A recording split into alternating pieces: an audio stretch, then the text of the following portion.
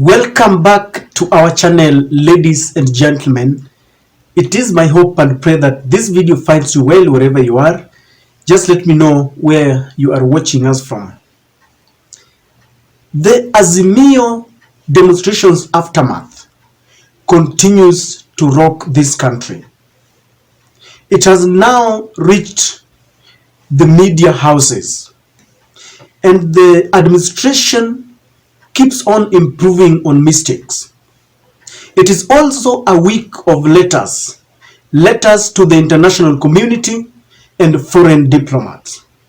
The latest are two letters, one which I believe you have seen from the Communications Authority Director, the former IEBC CEO Ezra Chiloba, a man who presided over bungled elections in 2017.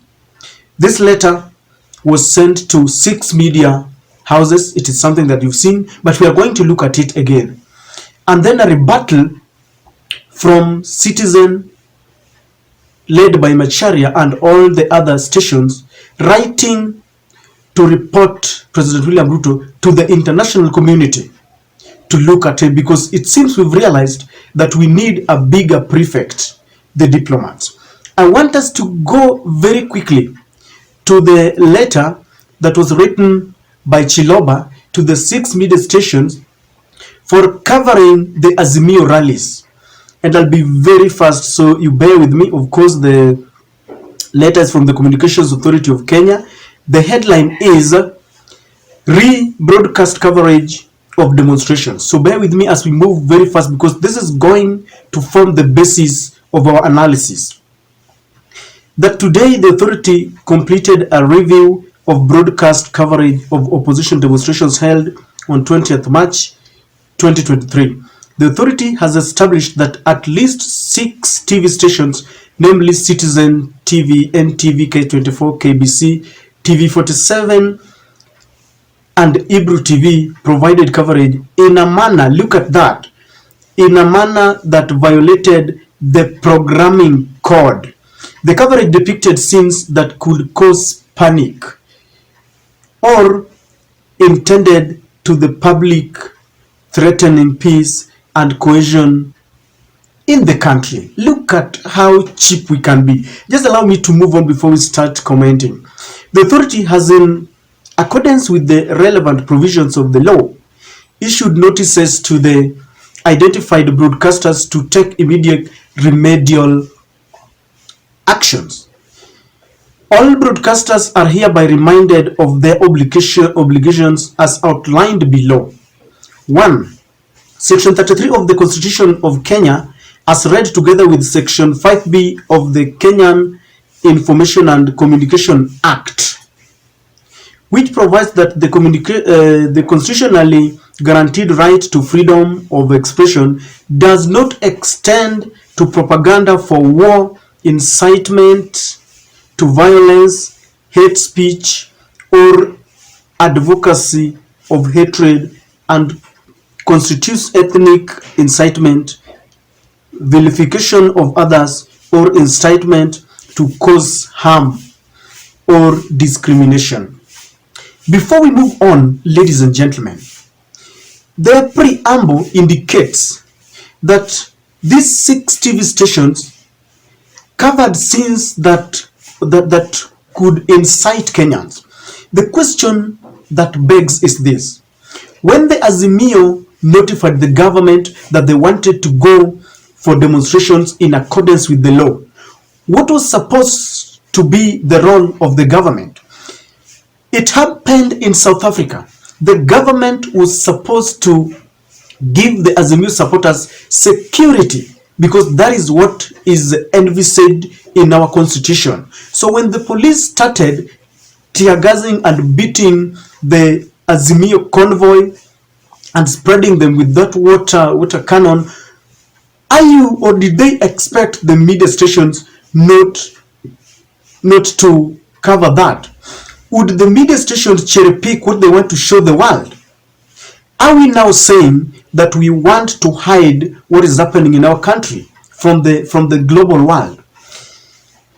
That notwithstanding, Remember that it wasn't only the local media stations that covered this. Al Jazeera covered scenes of human rights violation.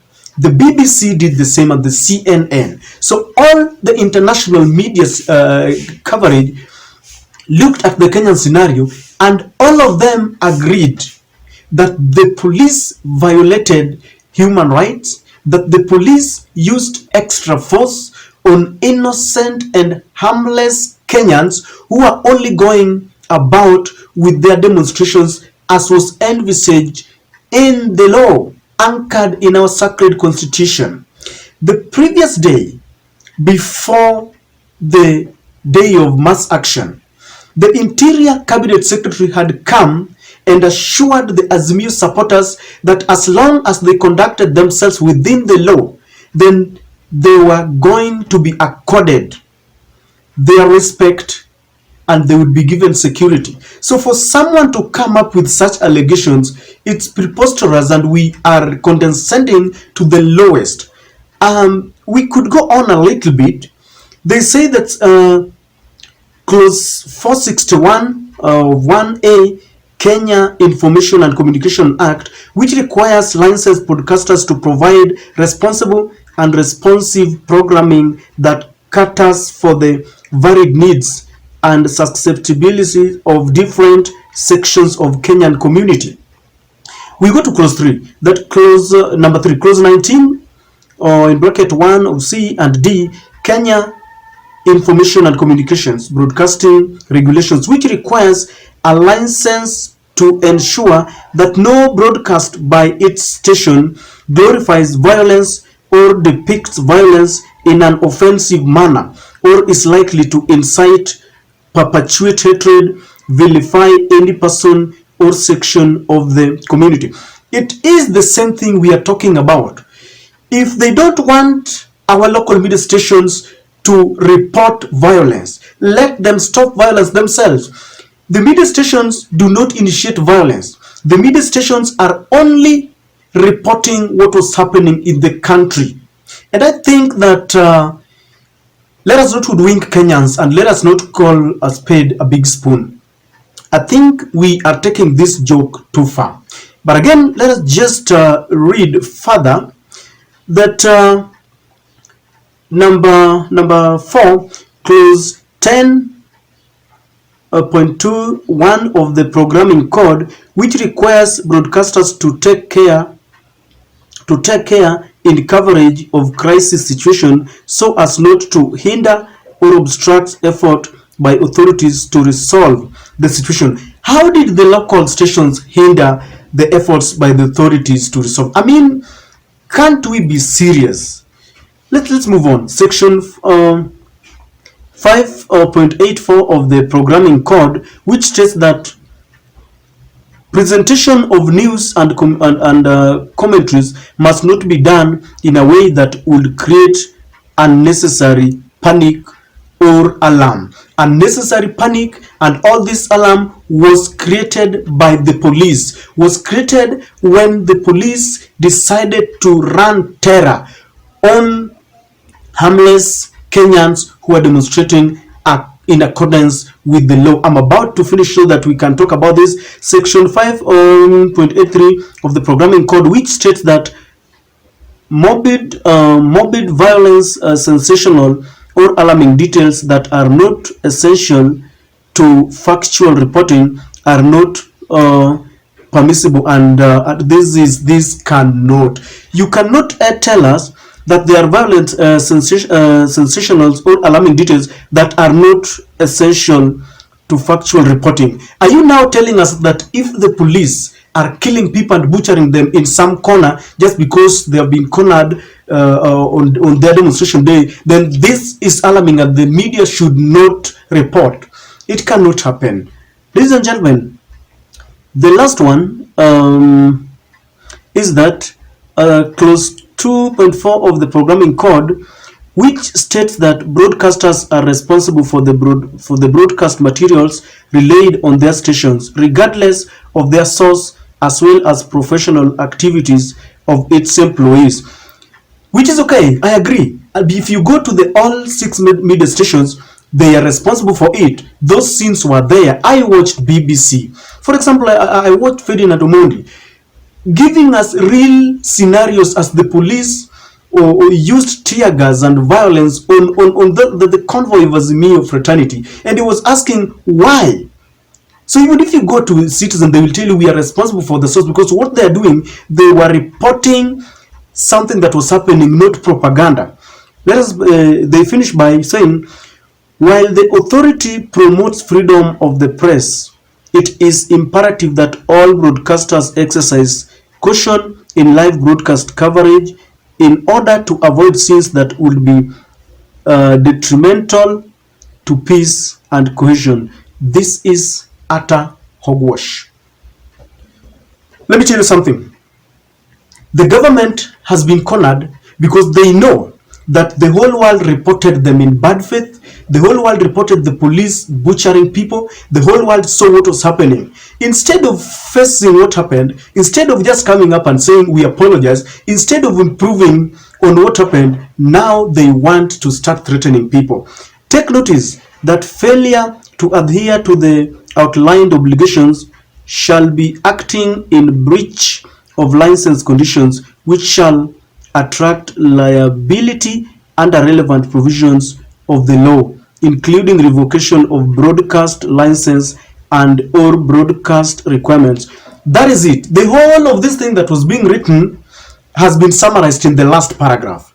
All that they want is that they want to shut down the media stations. Let us go very quickly to the reasons why this administration is threatening the 6 media stations, and I'll be very fast. Number one, they want to ensure that on Mondays and Thursdays, when the Azimio will be going back for their demonstrations, as they had notified the police, they want to run terror on the Azimio supporters, and they don't want this to be reported. That is what they want. So they want to intimidate the media so that when that time comes, they shall not report. But I can assure you, we are in an era of the social media, and this will be reported. There are people who are just sitting on the balcony up there on their store buildings, and they will be watching what is happening. The other time I saw them even throwing tear gas into the houses, something that is really unacceptable. So they want to ensure that on Mondays and Thursdays, they kill people, and they don't want this to be reported. It shall be reported. Number three,